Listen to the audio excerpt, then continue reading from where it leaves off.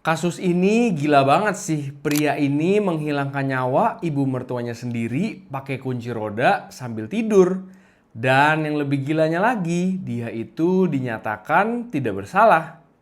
Kenneth Parks adalah pria berusia 23 tahun dari Pickering, Kanada. Dia itu adalah seorang suami sekaligus ayah dengan bayi yang baru berumur 5 bulan. Keluarga kecil yang kelihatannya normal-normal aja. Tapi di balik itu ternyata Parks punya masalah besar. Dan pada 23 Mei 1987 di malam hari masalah itu berujung pada tragedi yang bikin dunia itu ngeh kalau ada hal-hal yang bisa terjadi saat otak manusia dalam kondisi setengah sadar. Oke, sekarang mari kita mundur sedikit. Sekitar setahun sebelum kejadian, Kenneth Parks itu kecanduan judi. Dan pacuan kuda adalah salah satu favoritnya. Tapi bukannya menang, dia itu malah rugi besar. Utangnya itu jadi numpuk dan Parks mulai panik. Parks itu jadi sering ambil uang dari tabungan keluarganya sendiri. Namun secara diam-diam dia itu nggak bilang ke siapa-siapa. Dan situasi ini juga menjadi semakin buruk ketika duit tabungan itu udah nggak cukup lagi. Akhirnya dia itu terpaksa melakukan hal yang lebih parah. Dia itu menggelapkan uang kantor dengan total 30.000 dolar Kanada. Ini itu jumlah yang lumayan besar ya pas tahun 1987. Lalu pada Maret 1987, Parks akhirnya ketahuan dan dia dipecat. Dia itu kena tuntutan pidana dan rumahnya harus dibayar buat bayar utang. Istrinya itu syok banget pas tahu kejadian ini. Tapi mertua Parks, Barbara Ann Woods dan juga Dennis Woods, mereka itu tetap suportif dan bilang kalau mereka mau bantu. Pada malam hari di tanggal 23 Mei, Parks itu nonton Saturday Night Live di rumahnya. Dan sekitar jam 1.30 pagi, dia itu tertidur di sofa. Dan yang akan terjadi selanjutnya adalah perdebatan hukum yang paling kompleks di Kanada. Menurut rekonstruksi pengadilan, Parks itu bangun, tapi dia tidak benar-benar bangun. Dia itu berada di dalam kondisi somnambulism atau sleepwalking.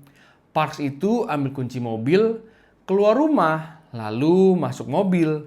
Dan dia itu nyetir sejauh 20 sampai 23 km dari Pickering sampai ke Scarborough, tempat rumah mertuanya. Tapi dia itu dalam keadaan tidur. Kebetulan Parks itu punya kunci cadangan yang pernah dikasih mertuanya dan dia langsung masuk. Di kamarnya, Barbara Ann Woods dan juga Dennis Woods itu sedang tidur. Lalu Parks itu ambil kunci roda dan langsung menyerang ibu mertuanya. Barbara itu dipukpuk berkali-kali dengan kunci roda dan kemudian ditustus dengan pisau dapur. Setelah itu Parks menyerang ayah mertuanya yang bernama Dennis. Untungnya si Dennis ini sempat sadar dan berusaha melawan. Tapi Barbara Ann Woods yang pada saat itu berumur 42 tahun dinyatakan kehilangan nyawa di tempat. Dennis Woods itu selamat tapi dengan luka-luka yang cukup serius. Setelah itu, Parks langsung masuk ke mobil lagi dan tendon di tangannya itu putus saat menyerang. Tapi dia tidak merasakan sakit. Parks itu langsung nyetir ke kantor polisi terdekat. Masuk dengan baju berlumuran cairan merah dan bilang ke para petugas, "I think I have some people with my hands." Setelah itu, polisi langsung mengamankan dia. Awalnya Parks itu sempat kebingungan, dia itu kayak orang yang baru bangun dari mimpi buruk. Disitulah dia baru sadar kalau tangannya itu luka parah, tapi dia nggak inget apa-apa. Nggak inget nyetir, nggak inget masuk rumah, dan nggak inget siapapun. Bener-bener kosong. Coba deh, menurut kalian gimana? Kalian merasa ada yang aneh nggak sih dengan kejadian ini? Coba tulis pendapat kalian di kolom komentar ya. Dan ya tentu aja para polisi itu langsung curiga. Soalnya ini itu kelihatan kayak alibi yang sempurna banget. Pria dengan masalah utang dipecat dan malu sama mertua. terus tiba-tiba menghilangkan nyawa mereka dan bilang kalau dia itu lagi tidur. Kedengarannya kayak mustahil kan? Tapi ada satu masalah, Parks itu dikatakan nggak punya motif yang jelas. Dia dan mertuanya itu akur banget. Bahkan setelah masalah judi ketahuan, mereka itu tetap dukung Parks. Mereka nggak marah dan bilang kalau mereka mau bantu.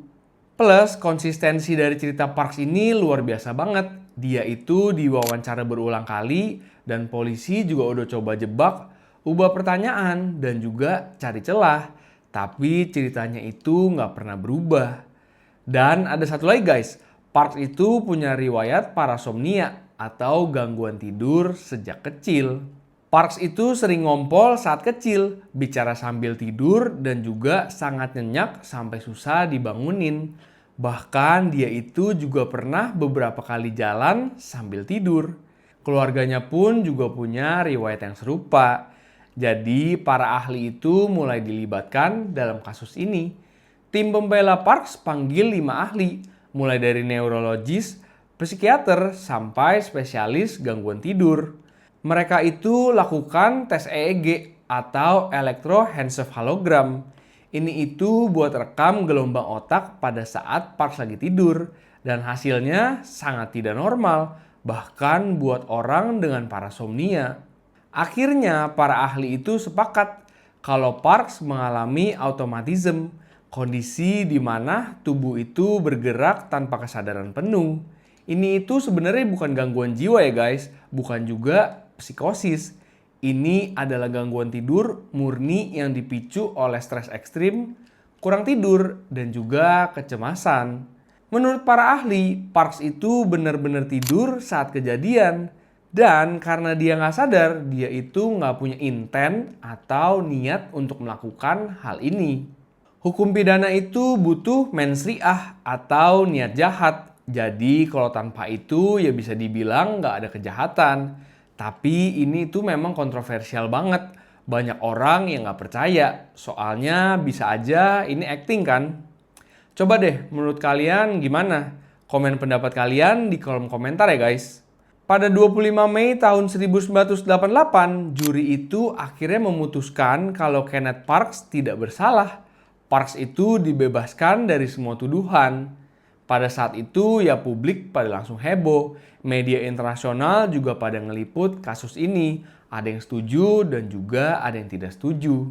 Gimana coba bisa ada orang bebas dari kasus seperti ini cuma karena alasan tidur? Tapi jaksa itu juga appeal. Mereka itu bawa kasus ini ke Ontario Court of Appeal, lalu ke Supreme Court of Canada. Pada tahun 1992, Supreme Court Kanada bikin keputusan final, yaitu acquittal upheld alias pembebasan Parks sudah sah. Mahkamah itu bilang sleepwalking adalah bentuk non-insane automatism, bukan penyakit jiwa. Ini tuh penting banget guys. Karena kalau dianggap insane automatism, Parks ini bakal masuk rumah sakit jiwa. Tapi ini itu dianggap kondisi eksternal, temporer, dan kemungkinan terulangnya sangat kecil. Tapi ini nggak berarti semua orang yang ngaku sleepwalking bisa langsung bebas ya. Kasus sleepwalking lain kayak Scott Falater di Arizona tetap divonis bersalah. Setiap kasus itu beda-beda. Bukti medis harus kuat dan juri itu harus yakin ini itu beneran tidur dan bukan sandiwara. Kasus Kenneth Parks ini buka mata dunia soal parasomnia, tentang apa yang bisa dilakukan tubuh manusia saat otak kita offline. Parks sendiri setelah bebas dia dilaporkan berubah total. Dia itu nggak lagi main judi. Dia itu langsung rebuild hidupnya dan sejauh yang diketahui dia nggak pernah mengalami sleepwalking violence lagi. Tapi buat keluarga korban, terutama Dennis Woods, ini bukan akhir yang mudah. Kehilangan istri dan nggak ada yang bisa dipersalahkan secara hukum. Jadi menurut kalian gimana? Apakah sleepwalking itu bisa jadi alasan yang sah secara hukum? Atau jangan-jangan ini adalah celah yang berbahaya? Kasus Kenneth Parks ini ngingetin kita kalau otak manusia masih penuh misteri. ada momen di mana kontrol kesadaran kita itu hilang. Dan hukum itu juga harus ngadepin pertanyaan yang sulit banget.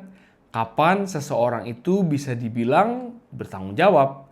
Nah, kalau kalian tertarik sama kasus-kasus true crime kayak gini, jangan lupa subscribe dan nyalain notifikasinya ya. Kalian itu juga boleh banget tulis di kolom komentar kasus apa lagi yang pengen kita bahas di video berikutnya. Stay curious and stay critical. Sampai jumpa di video berikutnya guys. Bye!